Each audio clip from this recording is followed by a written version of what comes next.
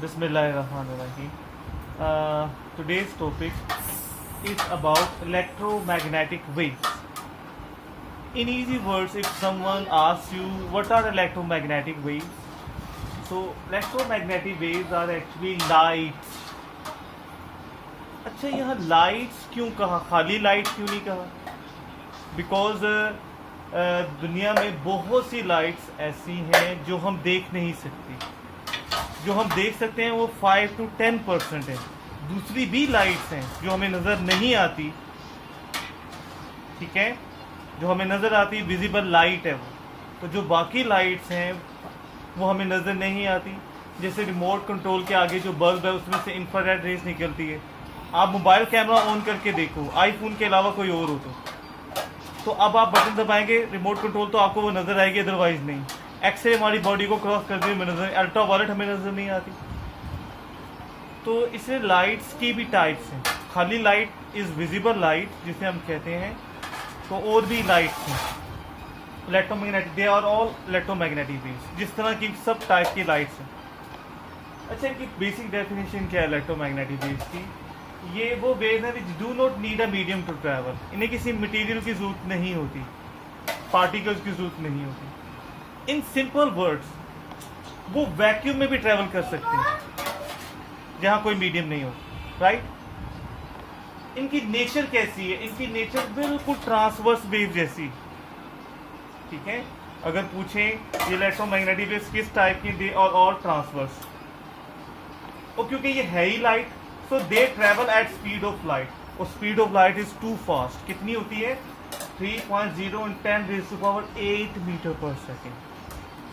So fast. लेकिन जेन में देखें, ये जो स्पीड ऑफ लाइट है जिसे हम c से रिप्रेजेंट करते हैं, this speed of light is only in vacuum और एयर.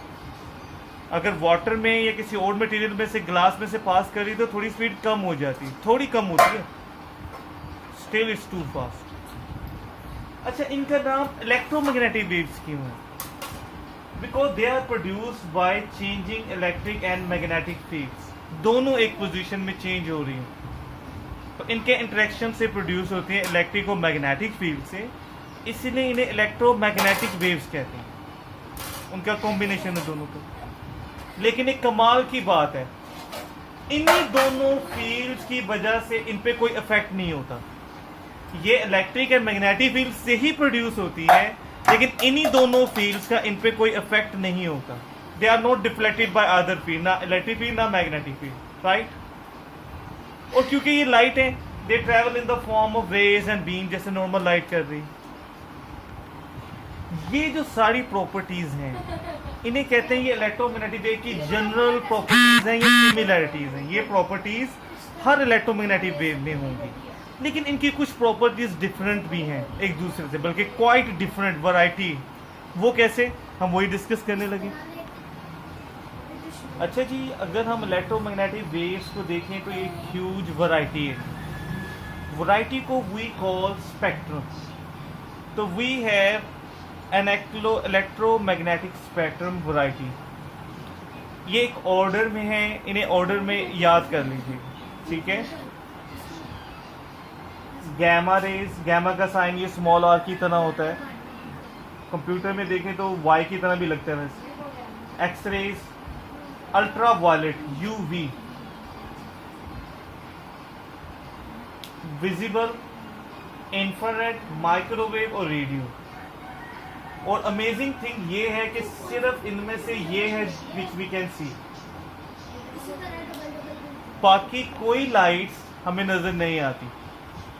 राइट. ये मोबाइल, टेलीविजन, सैटेलाइट, सारे सिग्नल ये वाले हैं. माइक्रोवेव, रेडियो, ये हमारी सराउंडिंग में हर जगह है. हर जगह मोबाइल के सिग्नल आ रहे हैं. हम wifi, they are from this type. ठीक है, we can not see that. अच्छा जी, इनमें एक ऑर्डर है. ये ऑर्डर कैसे है कि गैमा रे की फ्रीक्वेंसी सबसे ज़्यादा है, लेकिन वेवलेंथ मिनिमम, सबसे कम है. और इफ वी गो तो रेडियो की फ्रीक्वेंसी सबसे कम है और वेवलेंथ सबसे ज़्यादा है. इन अदर वर्ड्स, वेवलेंथ इस डायरेक्शन में इंक्रीज हो रहा है और फ्रीक्वेंसी इस डायरेक्शन में जो हम जाएं अगर कुछ याद कर सकें, बहुत ज़्यादा तो नहीं, अप्रोक्सीमेटली कुछ थोड़ा सा इजी भी याद रखना। याद रख लें कि रेडियो का वेवलेंथ है 10⁻�0 मीटर। एरो का मतलब ये इससे आगे भी जा रहे हैं। ये अप्रोक्सीमेट वेवलेंथ ऑफ फ्रीक्वेंसीज का एक छोटा सा है, याद करना आसान है। वो कैसे? इसका याद कर लें आप रेडियो का, कि इसका वेवलेंथ 10⁻�0 मीटर है, इजी है। फिर जो हम आगे जा रहे हैं 2 माइनस हो रहा है पावर में, राइट, और इस तरह गैमा में 10⁻⁻12 आ जाता है। और रेडियो ही की फ्रीक्वेंसी भी याद कर लें, आसान है, 10⁸ हर्ट्स है। लेकिन जो इधर जाएंगे 2 ऐड होता जाएगा फ्रीक्वेंसी, वेवलेंथ में 2 माइनस होता जा रहा है पावर में, इसमें पावर में 2 ऐड होता जा रहा है, और इस तरह ये हम आ जाते हैं गैमा में 10⁻20 हर्ट्स लिखा हुआ है साथ में, थोड़ा छोटा लिख दिया था, राइट, 10⁻20 हर्ट्ज। लेकिन जो हम इधर से इधर जा रहे हैं फ्रीक्वेंसी डिक्रीज हो रही है, वेवलेंथ इंक्रीज हो रहा है, लेकिन स्पीड सबकी सेम। और वो स्पीड कितनी? 3 × 10⁸8। अच्छा, ये क्योंकि वेव्स ही हैं तो इन पर ये फार्मूला जरूर अप्लाई होता है, v = f लैम्डा। अच्छा, यहाँ एक अमेजिंग चीज़ है, क्वेश्चंस में आएगा, कभी वो सिर्फ फ्रीक्वेंसी बताएगा, कहेगा वेवलेंथ फाइंड करें, तो आप कंफ्यूजन में पड़ जाएंगे, खाली फ्रीक्वेंसी है तो वेवलेंथ कैसे फाइंड कर सकते हैं? तो फॉर्मूले में स्पीड भी तो रिक्वायर्ड है, ये याद रखनी।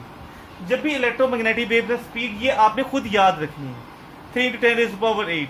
तो वो क्वेश्चंस में जानबूझकर खाली फ्रीक्वेंसी देगा, कहेगा वेवलेंथ फाइंड करें, या वेवलेंथ देगा एक वेव की और कहेगा फ्रीक्वेंसी फाइंड करें। तो हमें वो सबसे पहले क्वेश्चन है स्पीड क्या, तो स्पीड ये हो, रिमेंबर। अब इनकी प्रॉपर्टीज को डिस्कस करते हैं कि ये तो इनकी फ्रीक्वेंसी या टर्म वाइज इनमें क्या डिफरेंस था। अब इनके नेचर, इनके यूज और इफेक्ट्स में क्या डिफरेंस है वो डिस्कस करते हैं।